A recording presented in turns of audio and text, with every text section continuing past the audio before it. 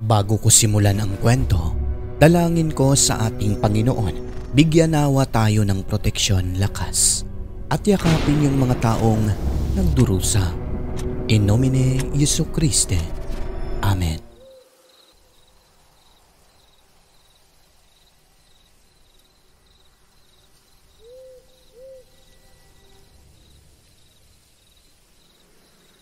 Mapagpalang araw sa inyong lahat. Kwento ito ni Manang Agustina noong mga panahong nasa elementarya pa lang siya. Isang karanasan sa aswang ng kanyang nanay Mercenida at tatay Manuel na muntikan pang madali. Nangyari matagal ng panahon ang nakalilipas, dekada 60 sa isang isla ng Panay. Ang nanay ni Agustina o si Nanay Mercy ay malakas ang pakiramdam pagdating sa mga bagay tulad ng multo, engkanto, aswang at kung ano-ano pang mga bagay na may kaugnayan sa kababalaghan na hindi nakikita at nararamdaman ng ordinaryong tao. Nakatira pa sila nun sa isang lugar na malayo sa mga kapitbahay. May mga pagkakataong bigla na lang daw magtatanong itong si Nanay Mercy kung sino yung babaeng nakita niyang dumaan sa likod ng bahay nila. Nakakapagtaka sapagkat hindi naman daw daanan ng mga tao yung lugar nila.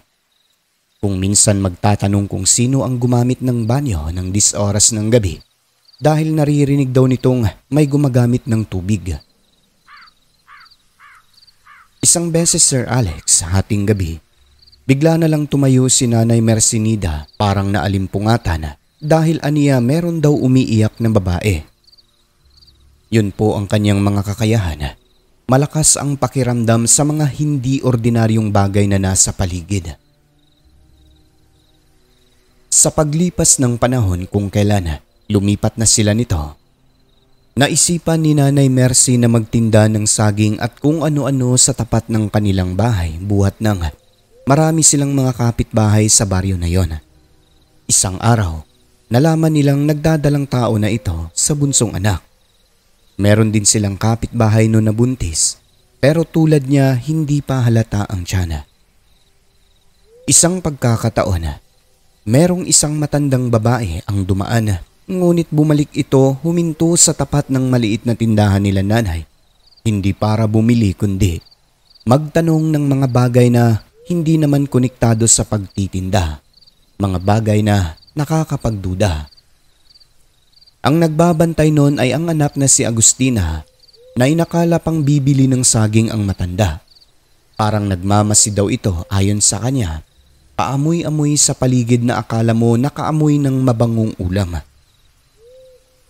Ilang sandali ay nagtanong ito, "Day, may buntis ba dito?"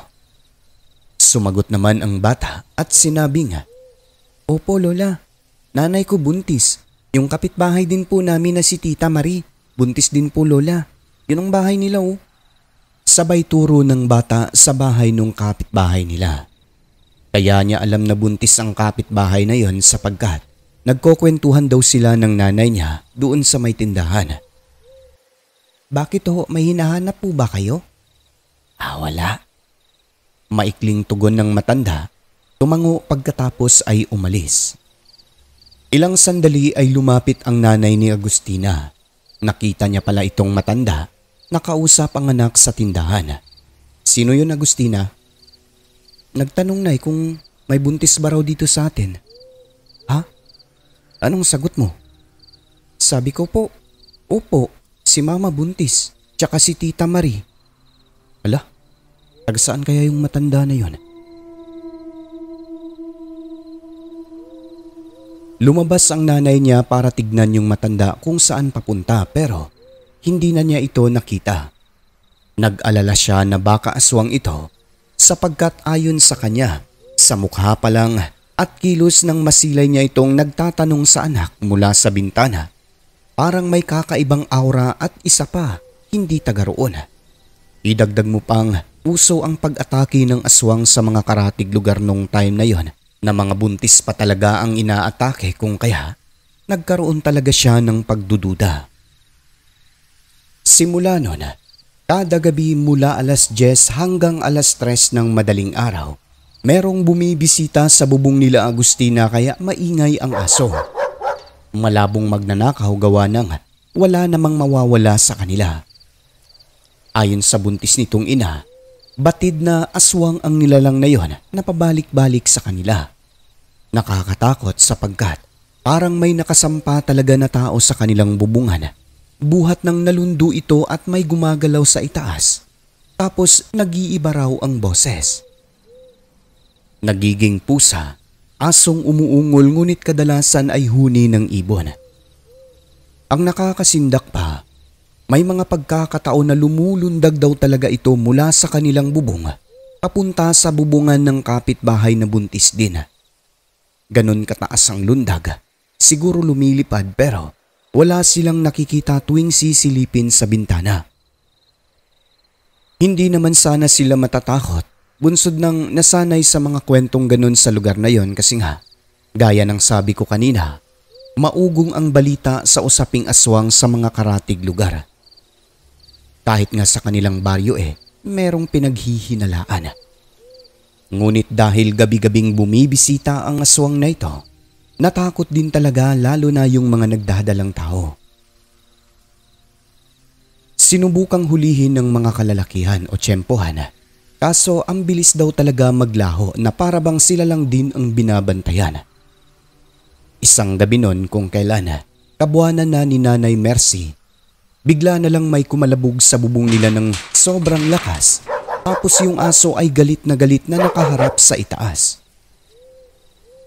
Kinikilabutan ang buntis sapagkat sobrang agresibo daw ng nilalang sa bubong. Nang mga sandaling yun buhat ng kinakalmot ang yero. Buti na lang daw at bakal ang kanilang bubong, paano na lang kung pawid nabuksan na ng aswang. Ang ginawa ni Tatay Manuel kasi hindi naman ito natatakot, buhat ng doon din sa lugar na yon lumaki. Kumuha siya ng itak na ginagamit pang bungkal. Lumabas ng bahay, pagkatapos ay binato sa bubong kung saan nakapwesto yung aswang na nag-iingay. Sa di inaasahang pangyayari, may tinamaan sa ibabaw dahilan ng paglikha ng hiyaw.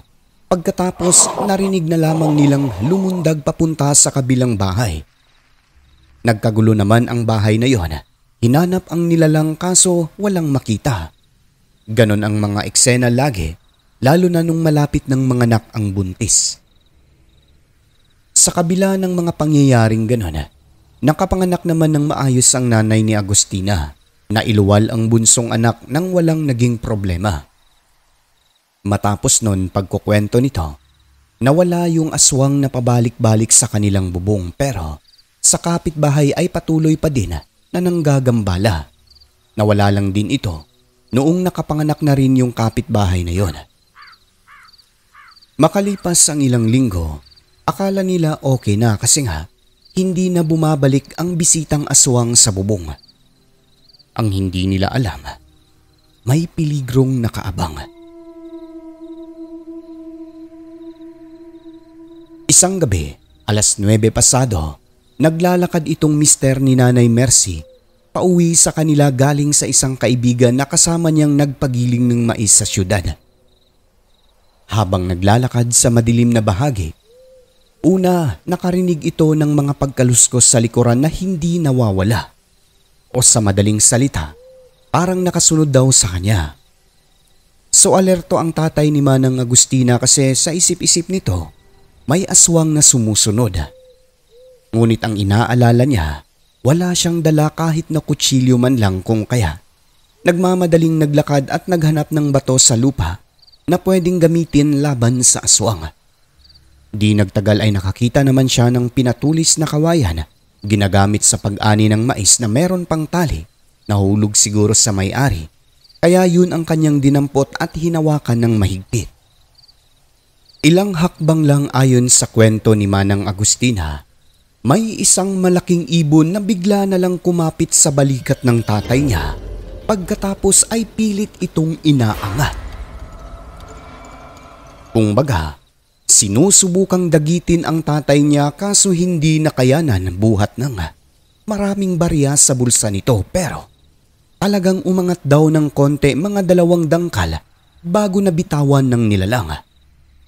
Pero ng mga sandaling yon, tinusok-tusok din ng tatay ni Agustina ang kamay ng aswang na nakahawak sa balikat. Sa nangyari ay bumaon daw talaga ang mga kuko ng nilalang, dahilan kung bakit nagkasugat-sugat ang braso at balikat ng tatay ni Manang Agustina. So ayun na nga, pagkabitaw ng aswang ay nadapa ang tatay niya. Noong umakmang tumayo, yung ulo naman nito ang hinaklit ng aswang, ngunit nakatayo talaga siya habang winawasiwas ang hawak na kawayan. Sa puntong yon ay tumakbo na, ngunit di nagtagal, sinalubong siya ng aswang sabay dumog. Pinuntirya ang dibdib nito, ngunit hindi nagpatinag ang tatay ni Manang. Sa halip ay lumaban ito at pilit kumakawala sa pagkakapit ng aswang. Yung kanang kamay niya na nakahawak ng matulis na bagay ay hinawakan ng aswang, kung kaya hindi niya ito maigalaw. Ang buhok ng nilalang ay pilit na pumapasok sa mga butas ng mukha, naglalabas ng nakakasulasok na amoy, kung kaya ng mga sandaling yon, Sir Alex, naiisip na ng tatay ni Manang na katapusan na niya. Malakas daw ang aswang na kung ordinaryong tao ang mahawakan, wala ka talagang kalaban-laban. Madulas pa ang katawan, hindi mahawakan, buhat ng parang naligo sa langis. Nang mga sandaling yun ay kinakalmot ang dibdib, kung kaya napapasigaw na ang tatay ni Manang Agustina at pilit na umiikot sa lupa para lang makawala. Ngunit nang dumampis sa bibig niya ang daliri ng aswang, walang kung ano-ano, kinagat niya ito, kung kaya binitawan siya ng nilalang. Nagmamakaawa na bitawan ang daliri, ngunit hindi talaga binitawan ng tatay ni Manang. Sa halip, kinagat pa ng kinagat ng buong puwersa, hanggang sa maramdaman nitong nadurog ang buto at naputol. Kasunod nun, itinarak niya ang hawak na kawayan sa kaliwang mata ng aswang. Grabe umano, sir, ang nilikhang hiyaw nito bago tuluyang nakalayo. Nagbabago ang boses. Nagiging tinig ng ibon, asong umungol, tapos nagiging parang bruha na nagmamakaawa. Papatayin daw talaga sana ng tatay, kasi nga kung hindi niya nakagat, siya talaga ang madadali nun. Kaso, mabilis itong nakalayo. Sa puntong yun ay tumakbo na rin ang tatay ni Manang pauwi sa kanila, sa takot na baka bumalik ang aswang na yon at magdala ng kasama. Nakauwi naman po siya, kaso nagkaroon ng maraming sugat sa katawan sanhi ng pakikipagpambuno sa aswang.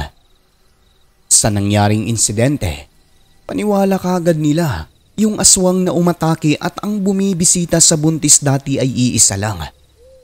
Maaaring nagtanim daw ito ng galit kay Tatay Manuel, kasi nga kung naalala nyo, may tinamaan siya sa bubong ng ibato ang itak. Yun daw talaga ang aswang, naghiganti dahil sa kanyang ginawa. Ganun pa man, walang tiyak na kasagutan. Palaisipan sa kanila kung sino ang aswang na ito. May pinagdududahan naman sa lugar, ngunit nung binantayan nila ang kilos, napagtantong hindi naman ito ang salarin o ang aswang na nandumog kay Tatay Manuel. Hanggang sa isang araw pa noon, galing sa simbahan ang pamilya, nanay, tatay, tapos si Manang Agustina at bunsong anak. Bago umuwi ay dumaan sila sa palengke para mamili ng pagkain at gatas para sa bunso. Sa di inaasahang pangyayari, may isang buntis doon kasama ang maliit na anak, abalang namimili ng bibilhin. Sa likod nito, nakapwesto at nakatayo ang isang matandang babae na bagaman may benda ang kaliwang mata, nakilala ito ni Manang Agustina. Sabi niya, "Mama, kilala ko yan si Lola, oh." "Saan?" "Siya, oh." "Paano mo naman nakilala?" "Yung mukha niya lang kilala ko." "Paano mo nga nakilala?" "Siya po kasi yung nagtanong sa tindahan natin matagal na. Tinatanong niya kung sino ang buntis." Pagkarinig ng tatay sa sinabi ng anak, Nagkaroon kaagad ito ng pagdududa sa katauhan ng matanda kung kaya agad niyang nilapitan. Paano kasi? Una, nakatayo ito sa likod ng buntis na parang nag-aabang at ang mata nakatitig sa tiyan. Pangalawa, nakabenda ang isang mata nito at yung isang daliri sa kamay na halatang may sugat at putol.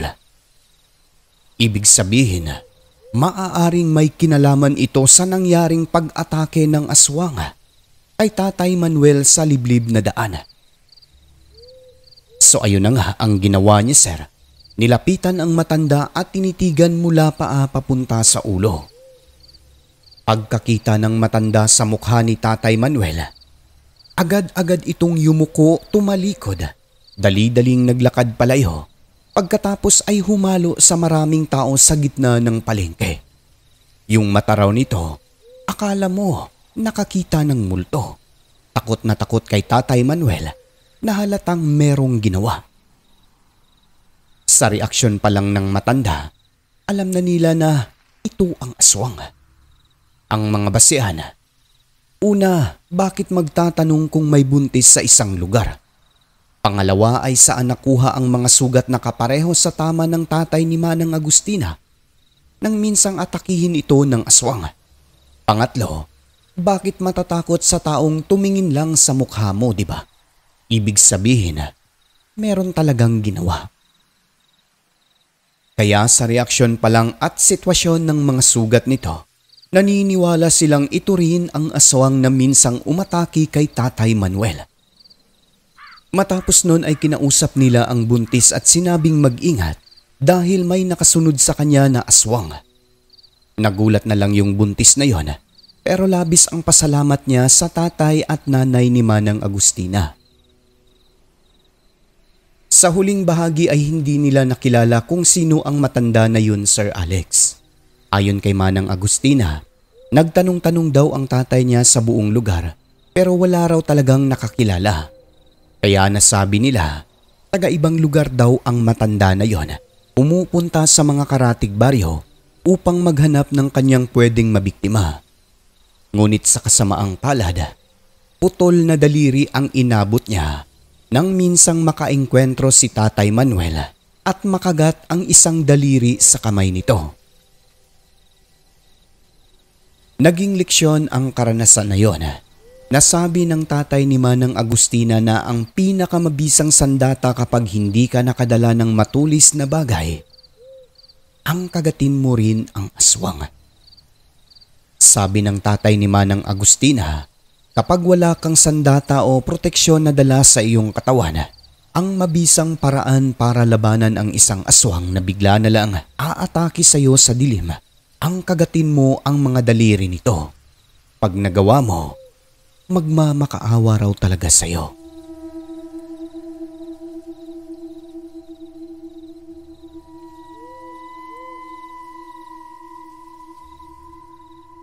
At yun lang po, sir, ang aking maikling kwento para sa araw na ito. Marami pa po akong ibabahagi kaya antabayanan nyo na lang. Hanggang sa muli, Manang Agustina ng Panay.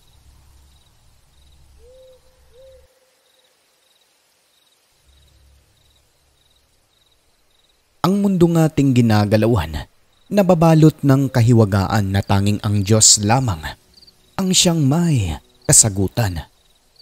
Ako po si Alex. Magandang gabi.